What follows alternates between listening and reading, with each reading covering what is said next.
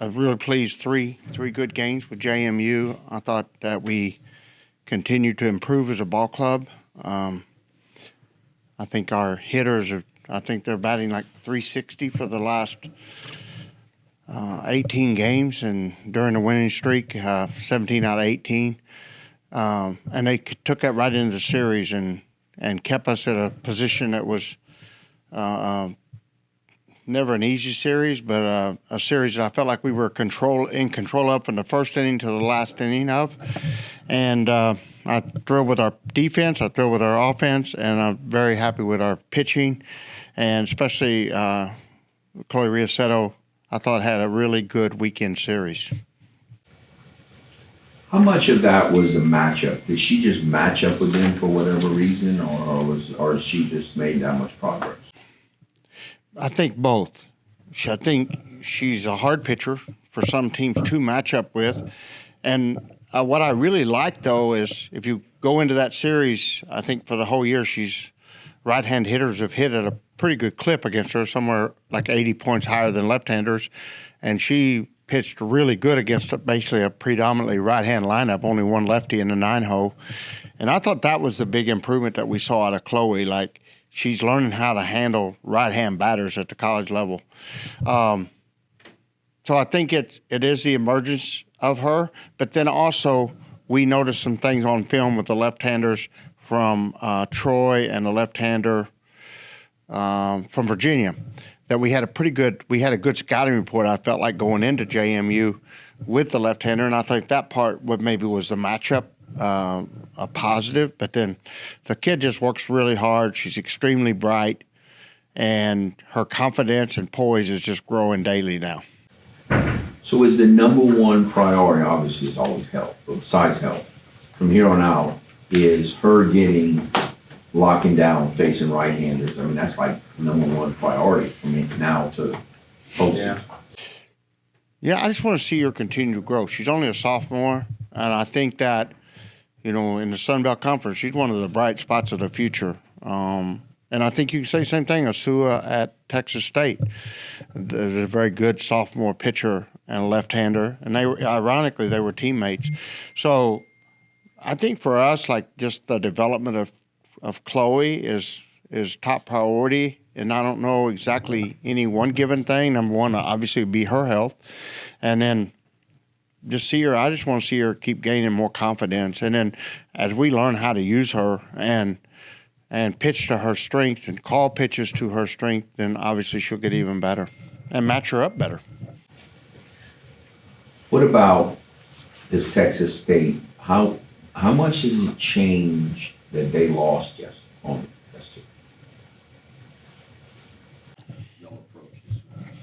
I don't know. I hadn't thought about it from that perspective. I know this about Texas State. They're a senior-laden ball club. They've got a really good senior pitcher in Jessica Mullins. They're outstanding coached offensively and defensively. And they're going to compete. Like, they're going to compete so hard. And I think back to my first year, we played Texas State, and this is something I'll never forget. We were 3 games down. We went into the Texas State series 3 games down, and we had a rain out on. And I asked Coach Woodard, I said, you want to stay Monday? She said, yeah, I'll stay Monday. We'll play Monday. And she had a 3-game lead. She could have said, no, we'll go home, and we'll only play 2.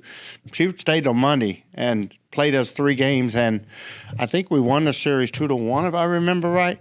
But I just think that says so much about her character and who she is as a competitor that she's going to play the 3 games. And I just, ever since then, I've had tremendous admiration for Coach Ricky, and then her brother Scott is assistant coach on that team, and he's an amazing defensive coach. A lot of the stuff that Hunter Veach is teaching, he learned from Scott and Coach Myers over at Auburn, and you can see the impact that it's made on our program. So tremendous respect from the coaching staff. And this thing, it's a long way from over. You go over there, it's a critical series from us. So I think we could make the mistake and relax and think that maybe, the 3-game lead, but we can come out of there tied for the conference lead at the end of the weekend. So I think it's important that we realize the quality of our opponent. That's a team that's beat A&M. It's a team that beat Baylor. I think they've got a Wednesday night matchup with Texas this week, and then again with A&M next week. So this is a chance also just to play a nationally powerful top 25 team nationally for us, the top RPI 20 team. So really good and an important week, and I think we're making any kind of mistake to make the importance of being ready for the series less important based on that loss. So what do you do with Maddie Hayden? Gave her a day off. She was at the top of the lineup, and then you gave her a day off or two, and then now she's really hitting, but she's also driving in runs. So do you keep her in the middle of the lineup or move her back towards the top? Yeah, I don't know. I think I can do anything, and she'll make it look good because she's a great athlete and she's a great player. And that's what, great athletes, and over the course of time, they'll make any coaching decision look pretty good normally because they're a great athlete and it has nothing to do with the coach's decisions. So I think I can obviously go right back to her with Maya. I like Laney in that leadoff spot, especially at home, because it gets her about early in the game where she's a very talented left-hand hitter. And if you look at her on-base percentage, it's like 500 and leads our team in walks. And then obviously she can hit the home run and doubles like she did this weekend. But then when you're on the road, it distorts your defensive lineup a little bit. And so I'm very, very confident with Maddie and Maya at the top of the lineup and Maddie in the middle. I know this about Maddie Hayden. And if you go back every season since you've been here and you go against top 25 teams, she's at the top of the statistic page. She's got over 300 batting average. She competes so well in big games against top talented teams. She has no trouble hitting top 25 pitching, top 10 pitching. And so that's a kid. I'm just glad that, she got that. Every hitter in the course of a season is going to have a rough 10-game stretch. And I'm glad she's got her behind her, and I'm looking forward to seeing her now, kind of like Brooke Ellis said when she got hot. I think Maddie's getting ready to get really hot again. So is this weekend about the Sun Belt Conference, or is this weekend about the end of the year, or do you not want to think about it that way?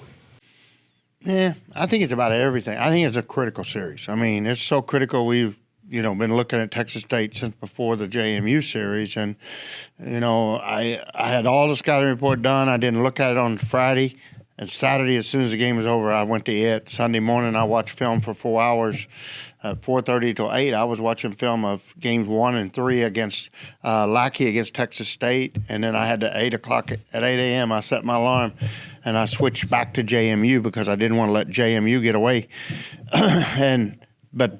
I haven't done that all year. I did that because this is a critical series, and they're a really good team, and I know we have to be prepared for Texas State.